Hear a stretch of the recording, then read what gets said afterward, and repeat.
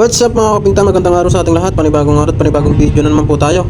So, okay, dito po sa ating mga subscribers, sa mga bagong subscribers po natin, welcome back sa ating panibagong video. So, kababalik-balik lang po natin. At ngayon pa lang po tayo mag-upload po dito sa ating YouTube channel.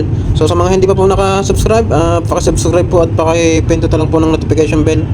So, doon po sa mga bagong subscribers po natin, maraming salamat po sa inyo. Panoorin nyo ang video na to at ipapakita ko sa inyo kung paano tayo mag-sample ng ating mga konting tips sa pag-sample po ng ating walling. Panoorin nyo ang video na to at ipapakita ko sa inyo. 120 na lima mga kapinta. Number 120.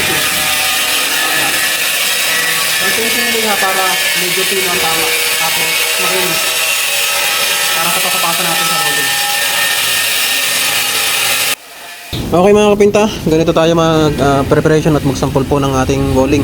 So bali mga kapinta, matagal kaming nawala dito sa aming ginagawa. Ito yung una namin ginagawa mga kapinta dito sa Lipa, Batangas. Sa mga bagong subscribers po natin diyan, maraming salamat po sa mga bagong subscribers po natin at salamat po sa inyong tiwala at nagsusubscribe po kayo dito sa ating YouTube channel.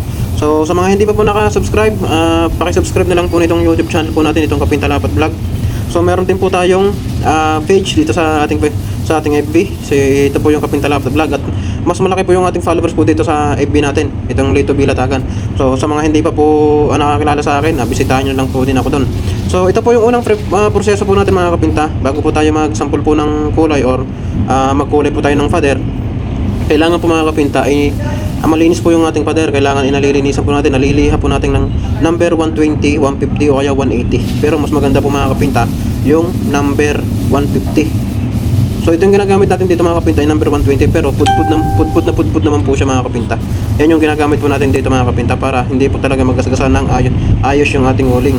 At para naman po sa ating mga bagong subscribers kung bakit po natin ito liniliha. So doon po sa mga magtatanong bakit po natin liniliha, para po matanggal po natin yung mga kumapit po na alikabok sa walling. Kasi habang nagpa-primer po tayo dyan mga kapinta, hindi po natin talaga maiwasan yung mga alikabok at yung mga insekto po nakakapit po diyan. So kasi po mga kapinta ay sabay-sabay po kasi ang paggagawa po dito ng mga mason, tile setter, tapos yung mga alikabok po kakapit po talaga dyan sa solving paint po natin. Ang solving paint naman po natin talaga mga kapinta talagang napakatibay po nito kasi ito po ay liquid tile primer. Okay mga kapinta, pagtapos natin maliha to, mapasapasahan ng number 120, kailangan natin itong pagpagan tapos saka tayo magkulay. Unahin muna natin bago tayo magkulay mga kapinta ng cutting, yung mga sulok mga kapinta, tapos yung pinakababa. Kailangan natin katingan muna ng brush na number 2, kaya 1 in 1/2 na brush, pwede na yun. Medyo matagal kasi pagka number 1 na brush. So panoorin nyo ito hanggang dulo at ipapakita ko sa inyo kung paano tayo mag-sample at magkulay ng ating kulay na MCS Mega Acryl Pencil.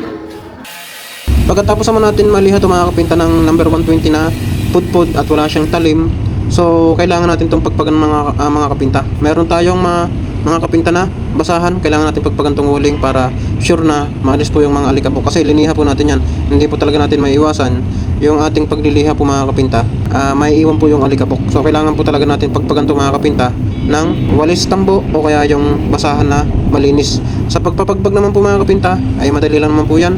So yan po yung ating ginagawa mga kapinta. Kung makikita nyo po sa video natin, pagpagan lang po natin ng maayos yan para wala po tayong problema kapag tayo ay nagtapot po ng water base. So yung water base po na sinasabi ko mga kapinta, yung MCS Mega Acryl. So pagdating naman po sa loob mga kapinta, kailangan po natin dito ng medyo may glossy.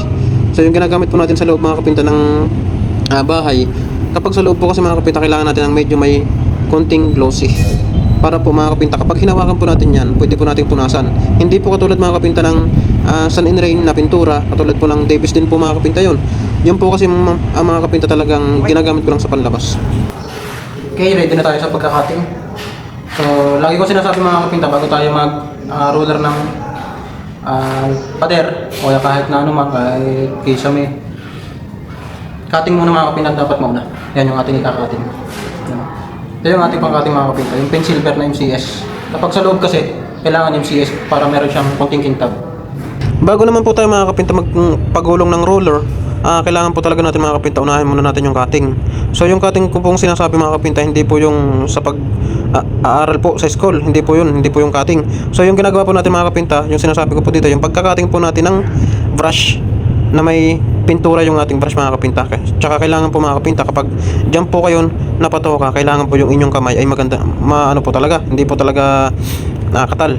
So kasi po marami po talagang pintor na magaling lang po sa pagro-roller, pero pagdating po sa pagkakating po mga kapinta ay mahina po talaga yung kanilang pulso.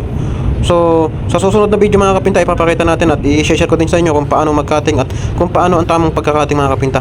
So yun, hanggang dito lang muna po ang video na ito mga kapinta. Sa susunod na video ipapakita ko po kung paano po tayo mag-roller ng gamit po natin ay pin silver.